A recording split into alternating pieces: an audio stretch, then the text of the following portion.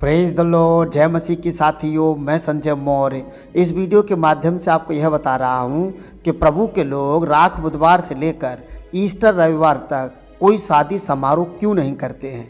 हालांकि हम सभी जानते हैं कि इन्हीं दिनों में मसीही लोग 40 दिन के उपवास प्रार्थना में रहते हैं और कोई समारोह नहीं करने के पीछे विश्वास ये होता है कि पुराने नियम के विश्वासी जब उपवास करते थे तो वो मातम मनाते थे, वे छाती पीटते थे और वे अपने वस्त्र फाड़ करके राख पर बैठ जाते थे, टाट पहन लेते थे और वो कोई समारोह नहीं करते थे। दूसरा इसके पीछे का विश्वास ये होता है, कुछ लोग ये मानते हैं कि इन्हीं 40 दिनों में प्रभु यीशु मसीह ने हमारे लिए दुख उठाए थे और वे भी 40 दिन का उपवास करके उस दुख में साझी होना चाहते हैं। परंतु मैं आपसे ये कहना चाहता हूँ, फिर तो यीशु मसीह के दुख उठाने का आपको फायदा मिल ही नहीं रहा है, क्योंकि बाइबल तो ये कहती है कि हमारी ही शांति के लिए उसने ताड़नाएं सह ली। उस पर ताड़ना इसलिए पड़ी ताकि हमें शांति मिल जाए और वो इसलिए मर गया ताकि हम जी सकें। तो ये तो जश्न का कारण होना चाहिए था, लेकिन इसको कुछ लोग मातम का कारण बना लेते हैं और ये बिब्लिकली नहीं हो सकता है। और भजन संहिता में राजा दाऊद ये कहते हैं 16 अध्याय की 11 आयत में, तू मुझे जीवन का रास्ता दिखाएगा,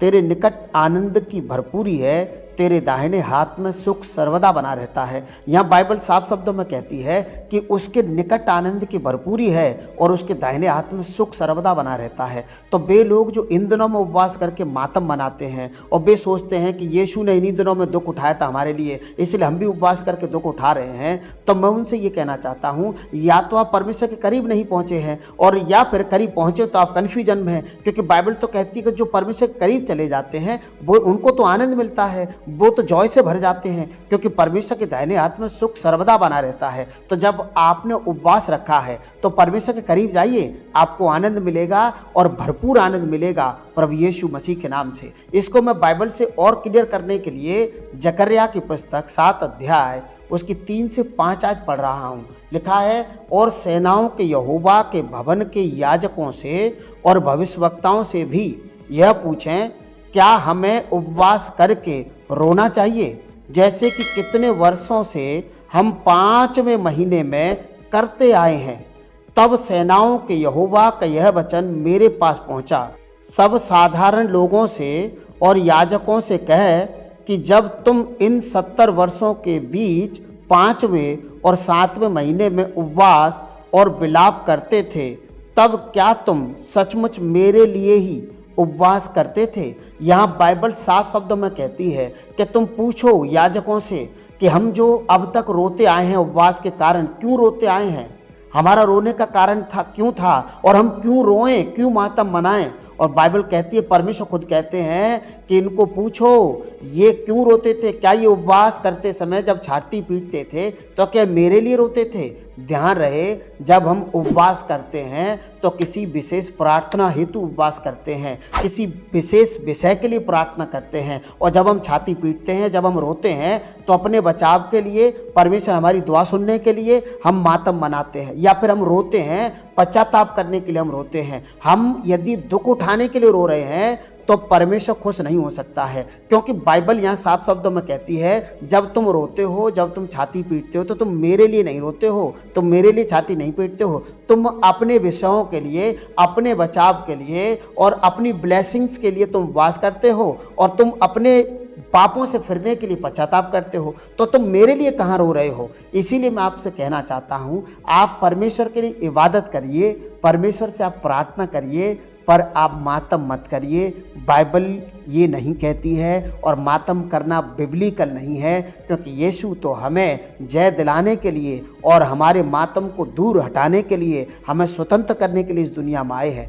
इसलिए जब आप उपवास करें तो जॉय के साथ करें, आनंद के साथ करें, और मातम करें तो इस बात पर कि आप अपने गुनाहों पर पछताते समय आप रो सकते हैं, आप परमेश्वर से माफ़ी मांगने के समय रो सकते हैं, आप मातम ना मनाएं, आप प्रार्थना में रो सकते हैं। और बाइबल यहाँ ये कहती है, भजन संहिता 97 अध्याय 11 और 12 आयत में लिखा है, धर्मियों के लिए ज्योति और सीधे मन वालों के लिए आनंद बोया गया है। साथियों, बाइबल साफ शब्दों में कहती है, धर्मियों के लिए तो ज्योति और सीधे मन वालों के लिए परमेश्वर ने आनंद बो रखा है। और 12 में लिखा है, हे धर्मियों, यहोवा के कारण क्या करो, आनंदित रहो यहोवा के कारण से। और कुछ लोग यहोवा के ही कारण से रो रहे हैं, यहोवा के कारण से मातम मना रहे हैं, क्योंकि वो कन्फ्यूजन में है और उनको बाइबल समझ में नहीं आई है। बाइबल कहती है तुम यहोवा के कारण से आनंदित हो जाओ, मगन हो जाओ, रोने की आवश्यकता नहीं है। और एक आखिरी आयत पढ़ने से पहले आपसे आग्रह करना चाहता हूँ,